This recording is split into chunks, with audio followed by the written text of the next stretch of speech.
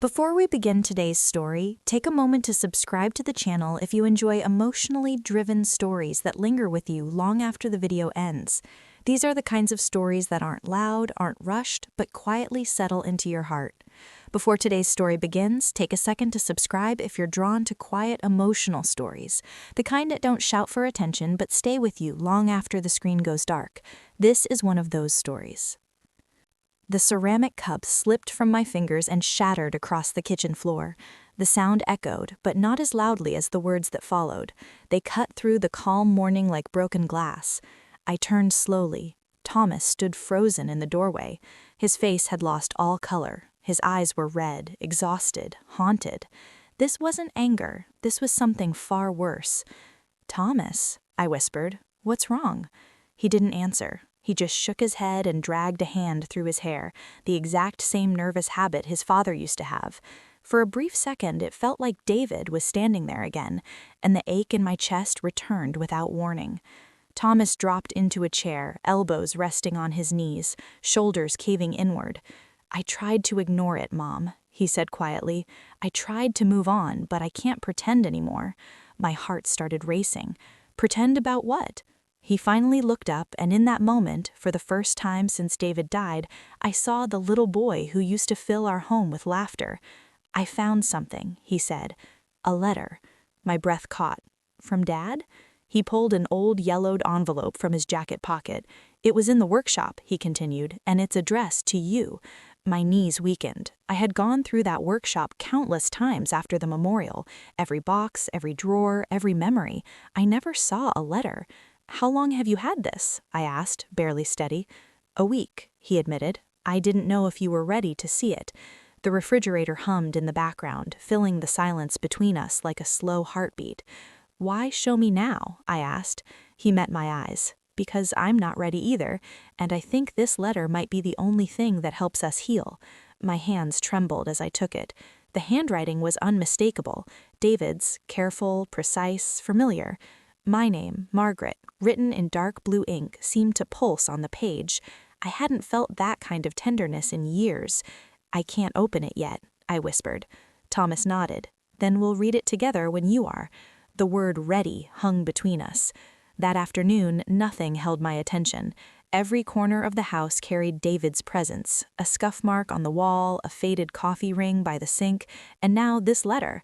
By evening, I found myself sitting in his old armchair, the envelope resting in my lap like a locked door. The sky burned orange outside the window when Thomas returned. "Do you want me here while you read it?" he asked gently. I nodded. "Yes." We sat side by side as I broke the seal. The paper inside was fragile, the ink slightly faded. It began simply, "My dearest Margaret, if you're reading this, it means I never found the courage to say the things I should have told you every single day." My throat tightened, but I kept reading. "I know you'll always look after Thomas, but there's something you both need to understand. Before you make any decisions about the house." I frowned. "Decisions about the house?" Thomas leaned closer. "Keep going." "The house was never only ours," the letter said. "There's something here I never told you, something I left unfinished. You'll understand when you see her name." I stopped. "Her name?" Thomas whispered. I turned the page. Nothing. That was the end. The silence stretched. Then I noticed something faint, almost invisible on the back of the envelope. One word, one name. Victoria. I looked at Thomas, my heart pounding. "Do you know anyone named Victoria?" He froze. "Yes," he said slowly. "I think I do." Thomas's answer lingered in the air. "Dad mentioned her name only once," he said quietly, "a long time ago, before the accident." "Who was she?" I asked. He shook his head. "I don't know. But every time he spoke about her, his voice changed." That night, sleep refused to come. The house was silent, yet every wall felt like it was whispering something I wasn't meant to hear, as if a secret was hidden between every breath. I sat at the dining table and read the letter again. David's handwriting looked older now, as though time itself had waited too long to be discovered. I traced the words with my fingertip, and suddenly I remembered the first time I had ever seen his handwriting, 26 years ago, a small note in my mailbox. "Hello, I believe this scarf belongs to you." That was all. Back then, I was teaching painting classes at the community art center. David worked there, handling maintenance, the smell of paint, fresh wood in the air, and the way he watched me as if he were memorizing every color in the room. "You really shouldn't climb ladders in those shoes," he had said once, smiling. "And you really shouldn't distract women holding paintbrushes," I replied. We laughed, the kind of laughter that's simple and honest, the kind that builds friendship before you even realize it's happening. Within weeks, we were inseparable. Every morning he brought me coffee in a disposable cup. On the sleeve, he always wrote the same words: "Don't forget to breathe." I had no idea how much I would need that reminder later. Years passed like rushing water. We built this house, we raised Thomas, quiet mornings, chaotic evenings. Then David got sick. The laughter faded. Our conversations turned into lists, appointments, medications, bills. And then, one morning, he stopped answering my questions altogether. "David, please talk to me," I begged. He smiled weakly and said, "Some things are better left unfinished." Margaret, I didn't understand what he meant. The next morning, Thomas came in holding a small wooden box. "I found this in Dad's workshop," he said. It was hidden behind his old toolbox. Inside were Polaroid photographs, some faded, some still sharp. One took my breath away. David standing beside a woman, dark hair, gentle eyes. On the back, written in David's handwriting, "Victoria." My stomach tightened. "Who is she?" I asked. Thomas studied the photo carefully. "Look at the background." I did. Bam! An unfinished structure, construction materials scattered around. "Is that—" my voice trembled. "Is that our house?" Thomas nodded slowly.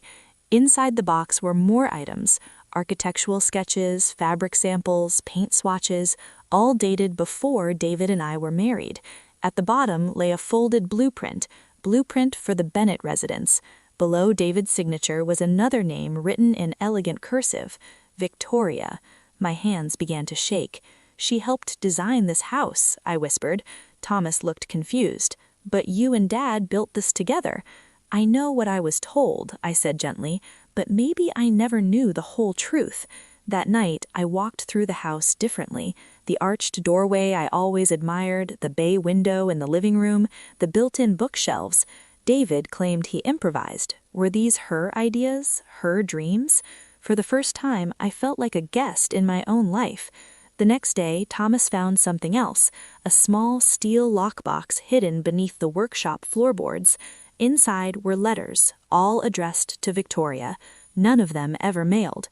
I read them one by one, my heart breaking with every line. "You deserve better than my silence. Every time I look at this house, I see your dreams in the walls. I found someone who made me believe in second chances, but I never forgot what you gave me first." The final letter was different. It was sealed, addressed to Thomas, dated 1 week before David passed. Thomas looked at me unsure. Should I open it? I took a deep breath. "Yes," I said softly. "He wrote it for you." Thomas opened the letter and began to read.